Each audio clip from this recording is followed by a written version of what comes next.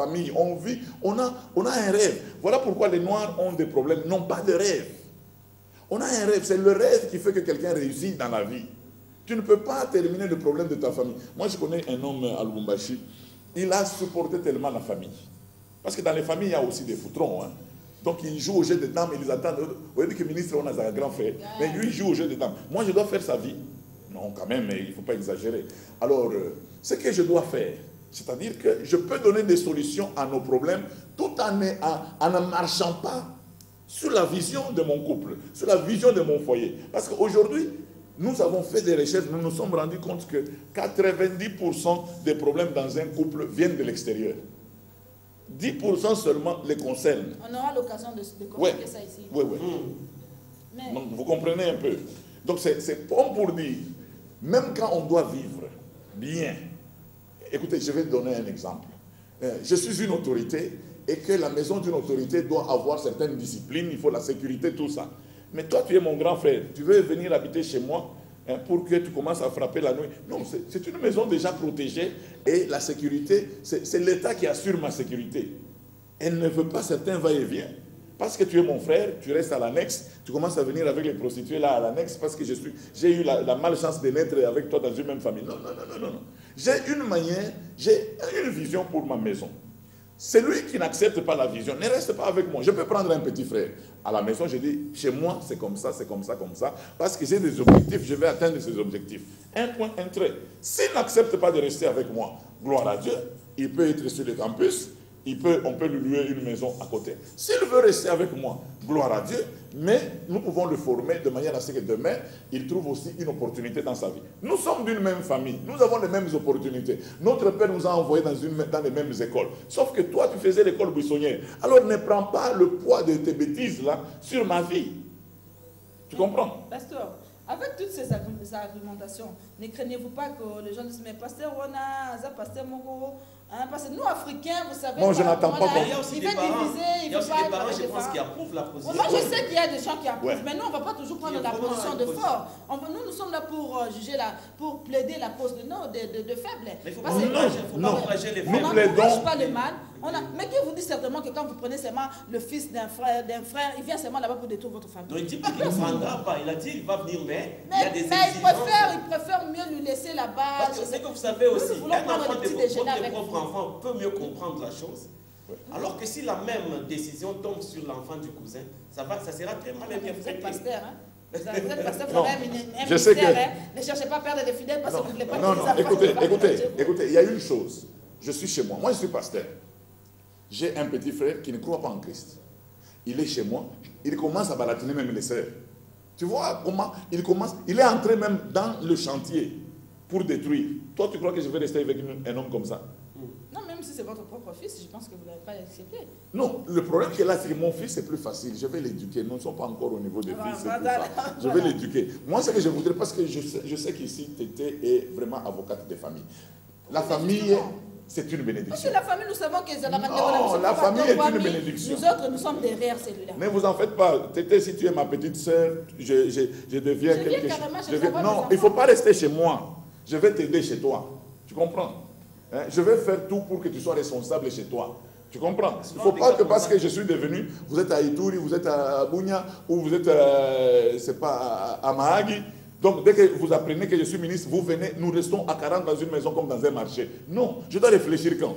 Et puis ce sont les femmes qui souffrent dans cet état. Oui. On ne dira pas que c'est son grand frère qui a pris une mesure ou son oncle. On va dire c'est sa femme. C'est sa femme. C'est sa femme qui a... Je dois protéger vous savez ma que femme. des fois, c'est par contrainte, pasteur. Oui. Par contrainte, parce que souvent, les femmes, c'est que nous aimons, oui. J'aime plus prendre peut-être les enfants qui viennent de ma belle famille. Non, parce que c'est pour ma belle-sœur, ceci, il y a une façon un peu de cajoler aussi la belle famille, on a besoin de prendre. Et peut-être c'est le mari qui refuse. Non. Entre-temps, là-bas, la belle-sœur est déjà venue me dire ses problèmes. Je dis, bon voilà, je vais parler. Ce n'est pas de la science. Ce n'est pas de la science exacte. Chaque cas, nous allons le traiter tout en respectant la colonne vertébrale qui est la parole de Dieu. Donc, parce qu'aujourd'hui, on peut parler de la belle famille, demain on parlera des voisins, l'autre dira, parce que nous connaissons ici des gens qui ont pris les voisins en charge, tout ça, ça dépend du cœur. Ce n'est pas de la science exacte. Le problème qui est là, c'est que ici, tel que je me retrouve là, je ne viens pas plaider pour la cause de la famille, je viens plaider pour la cause du mariage.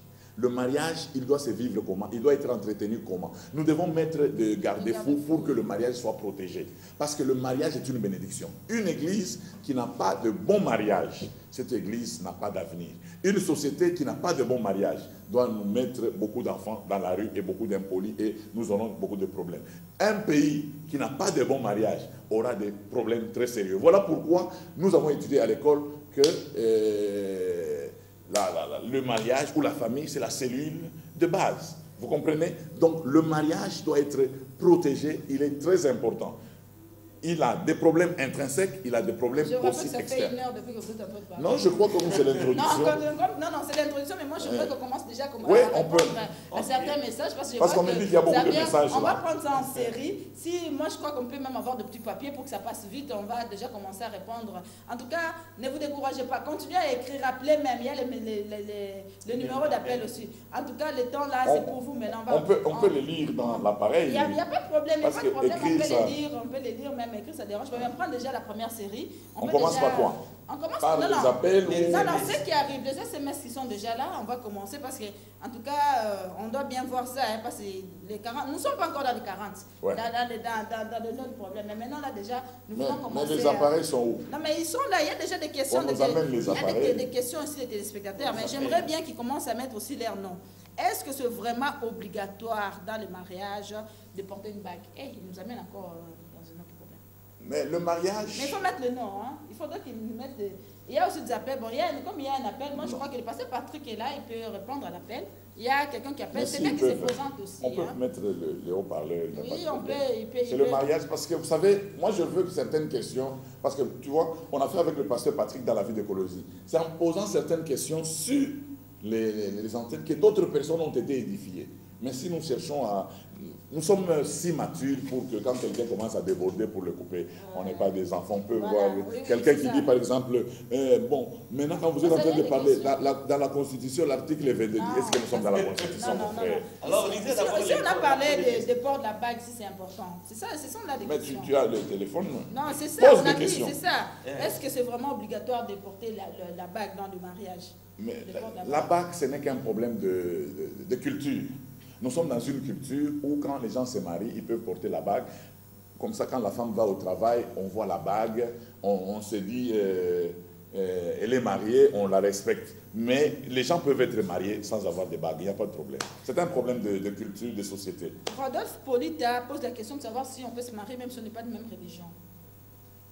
Je dis pour les chrétiens que je défends, je n'encourage pas ça.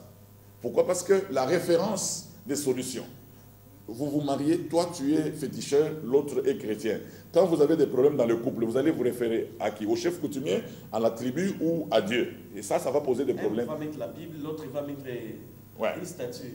Et ça va poser des problèmes. Voilà, ici c'est plutôt l'encouragement. L'ingénieur Sébastien, je crois, il dit merci pour votre enseignement. Parce que vous allez donner des... Mais vous avez de bons yeux, non? Oui, je sais voir. C'est mieux que vous puissiez commencer à lire à partir de l'appareil que de comprendre des papiers. Ça, on va le faire. Mais quand même, il y a aussi une question. Est-ce que je peux avoir 2 filles lorsque je suis entrée en période d'observation pour étudier leur comportement afin de savoir laquelle me convient? C'est les frères Alain. Est-ce que parce que vous avez dit qu'il faut observer d'abord, mais en observant ce qui est... Observation, ce n'est pas... Quelle sorte d'observation? Aller jusqu'au bout déjà? Non. Et aussi leur dire que j'ai fait un engagement. Le mariage n'est pas une vente ad gustum. Vente ad gustum, c'est-à-dire que vous goûtez avant d'acheter la marchandise. Non. C'est-à-dire le mariage, vous devez... Comment on observe? D'ailleurs, les gens les plus sages, quand ils observent, ils ne parlent pas. C'est-à-dire que nous sommes dans la chorale, je remarque que non, Blandine, elle est jolie, elle se comporte, je vois comment elle est, tout ça. Je commence à l'observer, je dis, je prends quand même 1 mois d'observation. En entendant, il y a Chantal. Elle ne le sait pas. En entendant, il y a Chantal aussi. Je regarde, peut-être dans l'auditoire, et je pèse.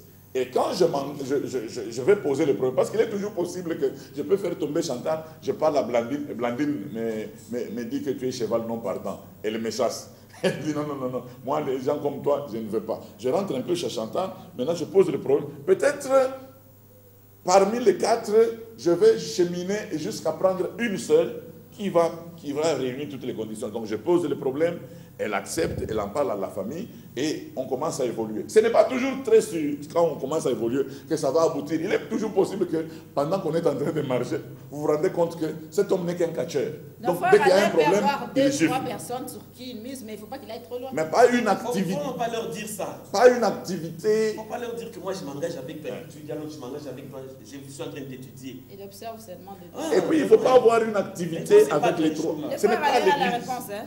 Et il y a José, je ne sais pas, José c'est fille, garçon José, qui nous suit aussi, qui dit il mairait bien que l'émission soit aussi ensoleillée à Lingala, parce que c'est très intéressant. Ça, c'est lui. Mais il y a Eunice qui veut savoir c'est quoi le mariage d'après vous passez. Je crois qu'on a parlé de ça au début. Oui. Certainement qu'elle nous a suivis après. Si vous pouvez parler peut-être un peu seulement de mariage. C'est ce contrat-là entre homme et femme. Selon le statut de Dieu, l'homme quittera son père et s'attachera à sa femme, et les deux deviendront une seule chair. Le mariage est protégé par la loi, il est protégé également par la parole, surtout par la parole de Dieu, qui dit que nul donc ne sépare ce que Dieu a uni. Donc quand vous voulez vous unir, posez-vous la question, est-ce que nous sommes prêts à entrer dans ce trou pour ne pas sortir? Oui. Ici, c'est le frère Patrick Omba. Et certainement, il n'a pas suivi la publicité, il n'a pas suivi aussi les débuts. Parce que lui, il dit, aidez-lui à comprendre, qu'on l'aide à comprendre le sujet. Nous parlons de quoi, certainement de venir après.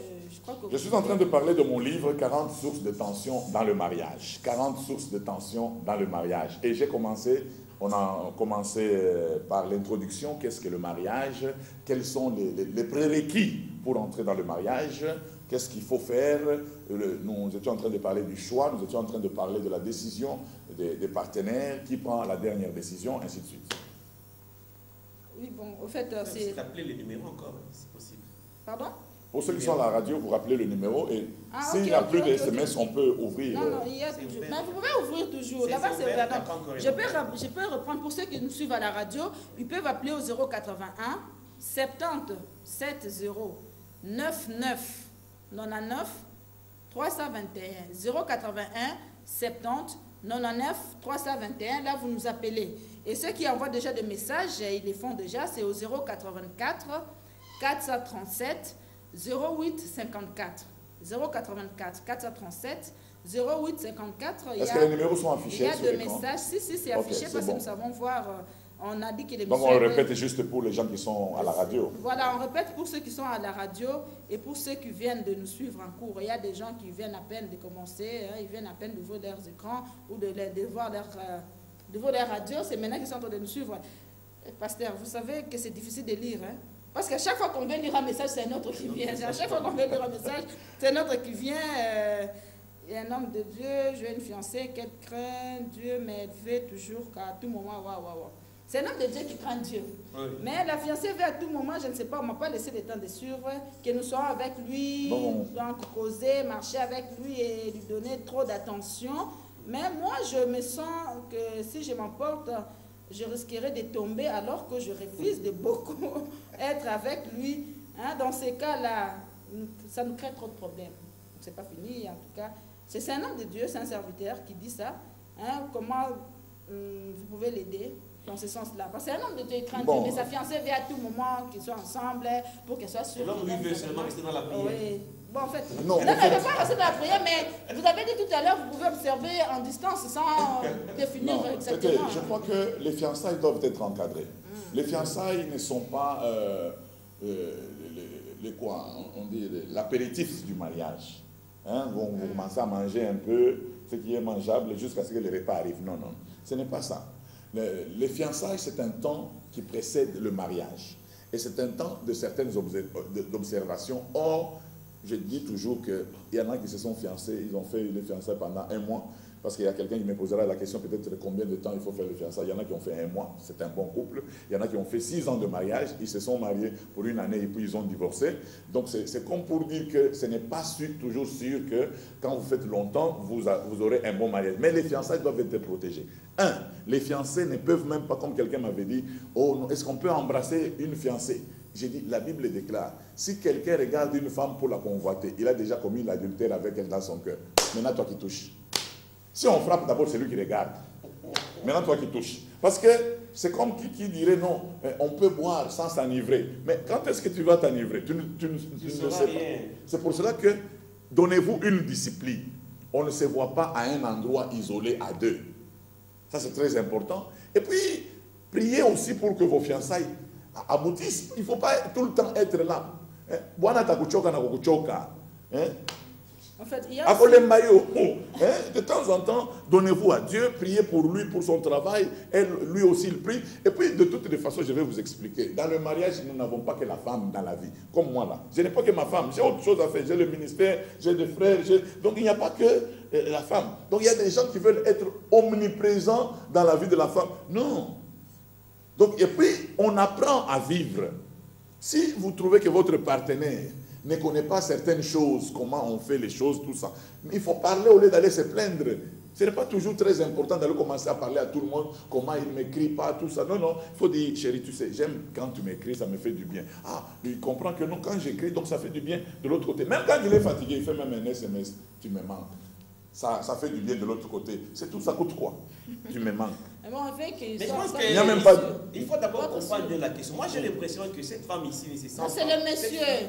C'est la fille, oui. Non, c'est le monsieur qui écrit. Il est un homme de Dieu, un serviteur. Ils sont en observation. Oui. Mais la femme veut qu'à tout moment, on passe à la CAQ ensemble, ils partent à gauche, ils partent à droite, que tout le monde voit déjà que non, voilà, frère Godet et derrière la sœur Gisèle. Donc, il fait observer de loin. Cette fille-là, donc, la fille réclame aussi l'amour. Ce n'est pas encore une déclaration sur la net. L'amour est fort comme l'amour. Lui, il a révélé l'amour chez la fille. Mais il observe fille à tout moment. Il est en train de l'observer. Il faut qu'il donne un certain mais qu'est-ce qu'on appelle si tout le moment, il est toujours aussi en prière, à la montagne, tout ça. Quand il voit la fiancée, il lit toujours la Bible. Quand il est avec elle, il fait toujours la Bible. Non, la Bible dit. Par moment, ils sont ensemble, mais la fille exagère. La fille fait qu'à tout moment, ils sont ensemble. Non, au fait, la fille n'a pas confiance. Vous comprenez? Elle n'a pas confiance, elle veut être là à tout moment. Parce qu'en fait, elle n'a rien à faire. Or, celui qui n'a rien à faire est un poids pour celui qui a à faire. Ça n'a rien à faire. Hein. Même si toi, tu es une fiancée et que ton fiancé, même quand tu es au bureau, il écrit, il téléphone, il est tout le temps, il va te peser. C'est ainsi que nous disons c'est une relation de confiance. Il faut savoir se discipliner. Ne laisse pas ton partenaire. Peut-être ton partenaire est sur un terrain glissant. C'est toi qui dois l'aider pour dire non. Pourquoi tu veux qu'on se retrouve dans des milieux comme ça? Moi, je suis serviteur de Dieu. Être serviteur de Dieu, c'est être au service des autres. Laisse-moi aussi le temps d'être au service des autres. Comme quand je suis un travailleur. Laisse-moi, je suis un taximètre. Laisse-moi le temps de travailler. Moi, je suis à moto. Tu es à quel niveau? Oh, je suis au niveau de l'hôtel. Je vais faire tomber même les clients. C'est maintenant le travail que tu es en train d'affecter. On aura un temps à se voir. Mais chaque chose a son temps. C'est très important. Parce que ici, il y a le frère John qui dit, mais que dites-vous d'une fille, d'une femme, parce que là, ce sont déjà des mariés, une femme qui s'occupe beaucoup plus de sa famille, jusqu'à bousiller, à vider même la poche de monsieur. Le monsieur ne sait même plus organiser un projet, c'est vraiment pas réaliser un projet, parce que la femme demande, elle prend à tout moment, elle prend, jusqu'à ce qu'est-ce qu'il peut faire de ces Non, là, c'est déjà une source de tension. Mais ce que nous voulons dire déjà d'emblée, il faut que l'homme réussisse à sortir vraiment de sa famille et qu'il faut que la femme réussisse vraiment à sortir de sa famille.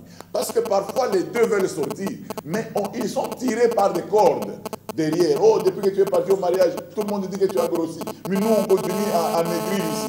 Est-ce que c'est ma responsabilité de faire grossir tous ceux qui sont restés? À moins que vous m'ayez envoyé en mission pour me faire grossir. Ce n'est pas ça. L'homme peut partir comme ça, la femme et la maman est toujours, oh, Gelo, tu me manques, tu ne viens même pas nous voir parce que tu t'es marié, donc bis toujours existé, sous-souté. Hein? Passe un peu à la maison. Le garçon passe à la maison, on lui donne à manger, il bouffe, il dit, viens aussi demain. Mais en attendant, au début du mariage, la femme reste là, elle dit, non, non, j'attends mon mari pour qu'on mange ensemble. Le mari vient plein. Et c'est déjà une source de tension. Donc il faut que les parents commencent à comprendre que nous devons aider les jeunes couples. Nous devons les aider. Nous ne devons pas faire comme si on leur mettait les bâtons dans les roues. Pasteur, le frère lui demande comment il peut avoir ces livres-là. Il a déjà besoin d'avoir ça. Ils suivent déjà. Parce que ce qu'on est en train de faire, on collectionne déjà les données pour ce livre. Parce que je veux que ce livre soit pour vous. Je ne veux pas écrire un livre pour les Américains. Et je vous informe que j'ai fait beaucoup de recherches. J'ai été dans certains pays, dans certaines cultures, tout ça, pour vous donner un livre qui ne sera pas lu seulement à Kisangani, un livre qui sera lu partout, même par les Européens. Parce que maintenant, on est en train de parler de la culture. Si je vais seulement avec Pasteur Patrick, nous avons fait une formation sur la croisée des cultures. Si nous allons dans une autre culture, je suis arrivé par exemple chez les Indiens, j'ai trouvé qu'il y avait un homme qui était en stage, on l'avait déjà épousé. Dans la famille de la fille. Dans la famille de la fille. Donc l'homme n'est pas chez la fille. Est-ce que tu sais que les Blancs ici que vous voyez, les Européens ne donnent pas la dot? Donc c'est-à-dire quoi? Je ne peux pas écrire dans mon livre, la dot, elle est non, la dot n'est pas ça dépend de culture. La dot n'est pas une loi. La dot, elle est dans le verset qui dit, hein, faites la paix avec tous. Bon. Donc, comment faire la paix? C'est en payant la dot, parce que dans cette culture, il faut payer la dot, c'est tout. Sinon, on prendrait une femme, il n'y a pas de problème. Parce qu'il y a un frère qui n'a pas écrit, il dit comment, qu'est-ce que vous allez dire de ce mariage où on n'a pas versé la dot, ils ne se sont pas mariés, mais du coup, ils se sont engrossés. Peut-être que la femme est devenue grosse et déjà, ils restent ensemble. Est-ce que vous pouvez comprendre? C'est parce qu'on comprend dans votre... Ils veulent que vous compreniez. C'est pour cela que nous voulons que ces gens aient à régulariser. C'est pour ça que nous sommes en train de parler. Tout ça, ce sont des inconvénients. Parfois, des familles qui ne veulent pas de mariage. Oh, on va y avoir un appel. Alors, les gens font un plan machiavélique pour dire, bon, tout c'est un an, tant on a senté, tant on a senté, ils vont se retrouver devant un fait accompli, peut-être ils vont dire, allez vivre. C'est pour ça qu'il y a des gens, tous ces gens-là, je vous dis que vous êtes déjà dans cette situation. Régularisez, parce que... C'est important de régulariser. Oui, vous priez, c'est très important, parce que nous devons faire la paix avec tous. Oui. Et même la sécurité. Hein. Oui, et même la sécurité. Parce que le docteur Hervé Abbé dit qu'il nous suit depuis Kabondo, lui aussi, il revient sur une question, il veut savoir la durée de fiançailles et ce que vous avez dit tout à l'heure au début de l'émission, les critères pour un bon choix. Pour apparemment, un bon ce téléphone ne passe pas. Pour un bon mariage, non, ça doit être... C'est une nouvelle cible, c'est une nouvelle cible qui n'est pas activée. Ça doit faire 1 heure, je crois que c'est normal. Donc pour ce numéro-là, ça va passer toujours. Mais le docteur Hervé de Kabondo veut savoir quels sont les critères pour un bon mariage, pour qu'il soit convaincu que c'est un bon mariage. Quels sont les critères et combien de temps peut durer le mariage est une bénédiction brute qu'il faut travailler pour qu'il vous bénéficie. Comme j'ai dû lire dans Ésaïe 40, à partir du verset 3. Il faut que les montagnes... La femme peut venir brute. C'est à vous de travailler votre femme de manière à ce qu'elle soit excellente pour vous et pour la famille. C'est à vous de travailler pour que votre mari soit excellent pour vous et pour votre famille. Chacun a eu une éducation. Il y a des tares. Il y a des points négatifs que nous avons eus dans nos familles, qui peuvent être travaillés par notre partenaire pendant que nous sommes dans le mariage. C'est très important. Vous n'êtes pas Dieu le même hier, aujourd'hui, et nous craignons que ce soit éternellement. Non, vous pouvez être un mari chiche. Dès que vous vous mariez à une femme, vous vous rendez compte que tout le monde se rend compte que notre frère n'est plus chiche. Pourquoi? Parce qu'elle a une femme qui peut le conseiller. On ne fait pas des choses comme ça. Il était brutal. La femme lui dit non, il faut être doux. Une personne comme ça, on ne peut pas s'engager comme ça, ainsi de suite. Vous comprenez? La femme peut être relationnelle, mais l'homme n'est pas relationnel. Et c'est la femme peut donner certains cours de relations à l'homme pour dire non, non, on ne vit pas comme ça en société. Tu vois, les voisins ici ils peuvent nous aider. Tu vois, même la sentinelle, il ne faut pas la traiter comme ça, parce que c'est une personne qui veille sur nous. Quand tu traites la sentinelle comme ça, comment vivre en société? C'est très important. Il y a, peut-être vous pouvez avoir une femme qui a grandi dans une famille aisée, et cette femme, elle sait comment on fait les choses. Toi, tu viens de la cité, tu ne comprends pas beaucoup de choses, tu penses que c'est de la dépense quand on mange 3 condiments, 4 condiments sur la table. Il est en train de t'apprendre. Permettez que je commence à on mange avec les couverts. Le temps là commence à partir vraiment. Il y a quelqu'un qui me dit, et il trouve que c'est marié dans la même tribu ou dans la même église, c'est bon parce qu'il donne ici l'exemple de la femme samaritaine et il dit, mais vous ne voyez pas avec Samson comment il était détruit, Dalila, comment vous pouvez expliquer ça quand on dit qu'il faut seulement être de la même tribu,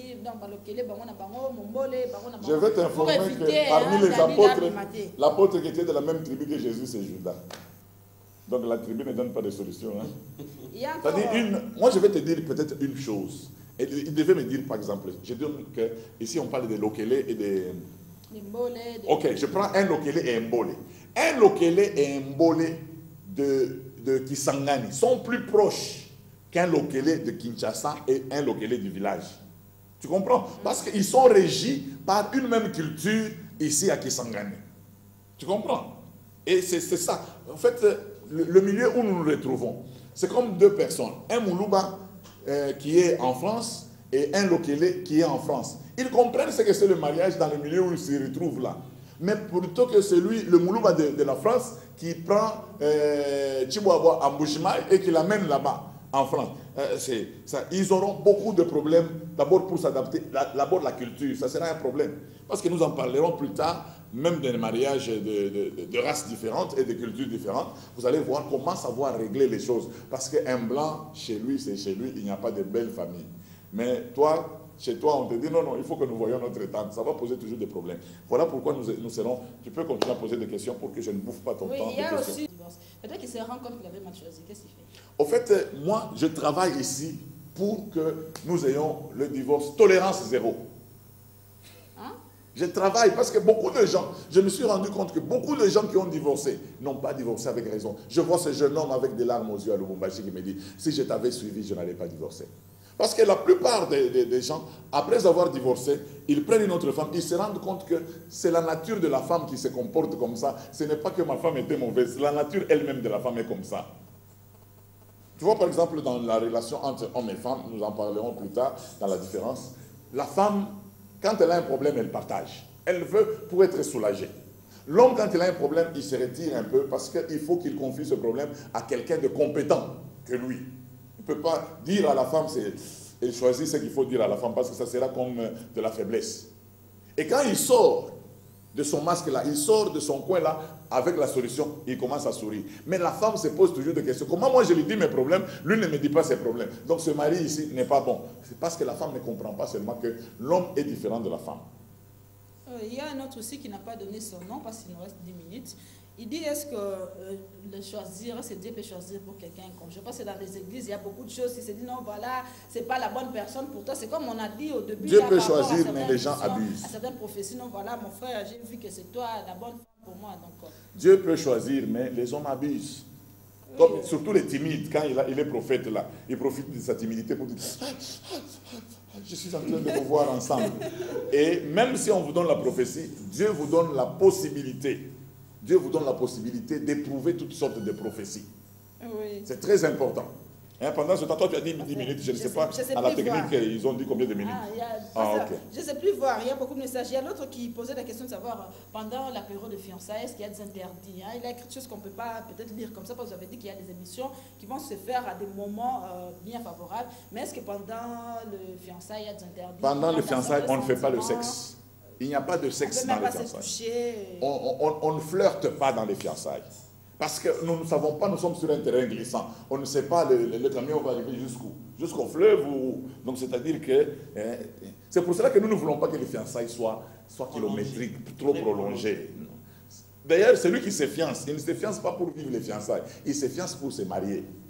Donc quand tu prends une décision, tu veux te marier, alors là, fiance-toi pour te marier. Pasteur, il y a l'ingénieur qui nous avait suivi depuis l'IBT puis qui pose la question de savoir est-ce que la dot, il peut comprendre comme si c'est seulement une culture africaine, parce que vous avez parlé aussi d'un exemple tout à l'heure par rapport à la Chine. Est-ce que on peut considérer la dot comme une culture africaine? Oui, elle était dans la culture juive, elle est dans la culture africaine, oui, mais dans d'autres cultures, comme chez les Indiens, une grande partie des Indiens, c'est la femme qui dote chez l'homme. Et quand nous sommes dans cette culture, nous sommes obligés de doter, la femme est obligée de doter, et les deux seront une seule chair, parce que vous voulez respecter les parents. Qu'on respecte les parents, même en Inde, il n'y a pas que vous, ici. Il y a une autre question, le monsieur n'a pas écrit les noms, il dit qu'est-ce que vous pouvez dire pour son frère qui avait une femme, qui avait fait 9 ans dans le mariage, la femme ne trouvait pas toujours d'enfant, elle n'a pas supporté le choc là de la belle famille, comme on le dit toujours, nous sommes africains, on connaît, et elle a dû quitter le mariage, là elle était seule, pour aller être deuxième femme ailleurs, et elle a déjà 3 enfants. Au fait, mon problème à moi, ce n'est pas de juger la personne qui était partie. Mon problème à moi, c'est de verrouiller la sortie des gens du mariage. Parce que, vous savez, c'est toujours très compliqué quand on va vivre... Alors, il n'avait pas fini. Il dit maintenant, l'Église interdit à son frère de se remarier. Qu'est-ce qu'il doit faire? La famille lui exige de se remarier, de le faire, et l'Église refuse. Non, l'Église... Mais la famille refuse. La femme s'est remariée ailleurs. Oui, la femme s'est remariée, elle a déjà 3 enfants. L'Église n'est pas informée. Mais l'Église est en train de refuser à ce qu'il se remarie. L'Église n'est pas informée. La Bible déclare, si les non-convertis veulent se séparer, ils se séparent. L'autre partie n'est pas tenue à ça. Laissez notre frère se marier. Bon, je crois qu'il a trouvé, la réponse. Hein. Ouais. Si c'est vraiment ce que vous avez dit, si c'est seulement ce que vous avez dit, bon, je pense que vous avez donné la réponse par rapport au divorce. Et si on pose encore la question de savoir si le divorce est autorisé. Mon livre ne prône pas le divorce. Mon livre combat le divorce. Bon, pasteur, j'ai beaucoup souffert pour que je sois acceptée chez une fille que j'ai toujours rêvé à marier. Je l'aime beaucoup, j'ai beaucoup enduré. Je me suis confrontée à beaucoup de combats pour être avec lui. Gloire à Dieu parce qu'il a fini d'accepter. Mais ces derniers temps, quand je regarde toutes les humiliations, oui, et des obstacles qu'il m'avait fait, alors, ça m'énerve. Oui. Alors, bonjour. Bonjour. Moi, c'est Pierre Mariam, je suis dans l'église de la borne. Ok, allez-y. J'aimerais demander, si tu es avec fiancé, dans le période de fiançailles, tu es avec ton fiancé, il est là seulement à deux de te frapper. Et il demande qu'on puisse faire des relations sexuelles à tout moment. Est-ce que c'est possible qu'on puisse continuer avec ses fiancés ou bien on puisse rompre cette fiançailles? Non, nous n'avons pas prôné les relations sexuelles dans les fiançailles. Dans les fiançailles, il n'y a pas de rapport sexuel. Interdiction formelle. Mettez les cadenas. Interdiction formelle, il n'y a pas. Sinon, bon, ma soeur, s'il découvre tout dans les fiançailles, il va te prendre en mariage pourquoi? Pour aller découvrir quoi? Il n'y a rien. Pasteur, celui-ci, il disait qu'il avait beaucoup souffert quand il cherchait la fille, mais il a persisté, il a resté. Et à la fin, la fille a accepté, ils sont maintenant ensemble. Mais ça l'énerve maintenant s'il doit se rendre compte comment il a marché, il veut se venger. Non, ce n'est pas un chrétien. Il ne faut pas se venger. D'ailleurs, quand tu as beaucoup lutté, tu es un héros. Hein? Tu es un héros. Donc, c'est par contre, tu es dans une position de force. Tu es un vainqueur. Tu as vaincu toutes les étapes là. Tu dois te considérer comme un vainqueur. Les vengeurs sont des hommes médiocres. Ne te venge pas. Hein? Tu as vaincu. Pasteur, il y a encore le docteur Hervé qui revient. Il dit quel conseil le pasteur peut donner face aux facteurs environnementaux qui inhibent une relation quelconque, à l'occurrence de membres de famille qui ne veulent pas de ce mariage. Quelle attitude que ces candidats au mariage peuvent prendre? Il faut savoir gérer la famille et savoir gérer son foyer. Et quand les gens refusent un mariage, il faut toujours se poser la question pourquoi ils refusent et réfléchir là-dessus. Peut-être qu'ils ont des informations que vous n'avez pas. Alors, allez-y. Moi, je n'ai pas répondu comme mes frères. Est-ce que toutes les couples continuent avec lui? Je pense qu'il y a eu la réponse. La question a été répondue. Vous avez demandé si pendant les fiançailles, il peut y avoir des rapports sexuels, je pense. Ouais, tu as un fiancé qui ne réclame que les rapports sexuels, je peux l'abandonner. Ça montre qu'il n'a aucun objectif pour te prendre en mariage, ce n'est qu'un jouisseur. Parce que maintenant, là, comme les filles cherchent le mariage, tous les jouisseurs, quand ils viennent, même s'ils veulent jouer avec vous, c'est qu'ils disent d'abord, je vais te prendre en mariage. Oui. Alors quand tu vois que c'est le mariage, tu lui laisses le cœur, maintenant il abuse de ton cœur. Donc, lui, en fait, vous lui répondez comment? Il peut abandonner, oui ou non? Elle peut abandonner, ça c'est un jouisseur. Donc c'est un profiteur. Voilà, ouais, c'est un bandit. S'il ne s'est pas patienté jusque dans les mariages. Parce qu'il va finir par t'engrosser là. Oui, et puis il va te fouiller. Oui. Donc il faut l'abandonner. On a dit que le mariage n'a pas de vente à gustum. Voilà. Dans le mariage, il n'y a pas de vente à Pasteur, gustum. le temps nous coince tellement. Ici, il y a un frère qui dit qu'il est dans le mariage, sa femme aime plus dur. On dit dans le mariage, il faut dire la vérité, il faut se dire toutes les choses, tout le projet. Oui. Mais lui, c'est un problème quand il dit toute la vérité à sa femme. Demain, c'est tout le monde qui connaît déjà leur projet. Il doit continuer à parler à sa femme. Donc la femme n'est pas discrète. Dans quelque sorte. Voilà. Nous en parlerons. C'est ça, c'est ce qu'il était en train de dire. Pour prendre une décision, il doit toujours consulter sa femme. Il doit s'abonner pour suivre les émissions toute la semaine ici parce que on a beaucoup de questions là. C'est pour vous dire que la société a ce problème-là. Et ce numéro, ce n'est pas pour les appels, s'il vous plaît. Appelez au numéro 081 70 99 321. Je crois que c'est mieux. Hein? Oui. Vous qui appelez au numéro 81 70 99 321. On va vous recevoir. Et ici, pasteur, il y a quelqu'un qui a encore posé la question de savoir si on vous refusait les relations sexuelles au mariage. Même s'embrasser, c'est aussi mauvais. Oui. On vous refuse les relations sexuelles dans le mariage, dans les fiançailles. Dans les fiançailles. Non, je dis ceci. La Bible dit ceci. Pour nous qui sommes chrétiens, la Bible déclare, si quelqu'un regarde, Jésus qui dit, si quelqu'un regarde une femme pour la convoiter, il a déjà commis l'adultère avec elle dans son cœur. À combien plus forte raison toi qui touches? D'abord, on frappe celui qui regarde. Mais toi qui touches. Maintenant, comment est-ce qu'il saura qu'il a affaire à un bois mort, il a affaire à une personne convenable?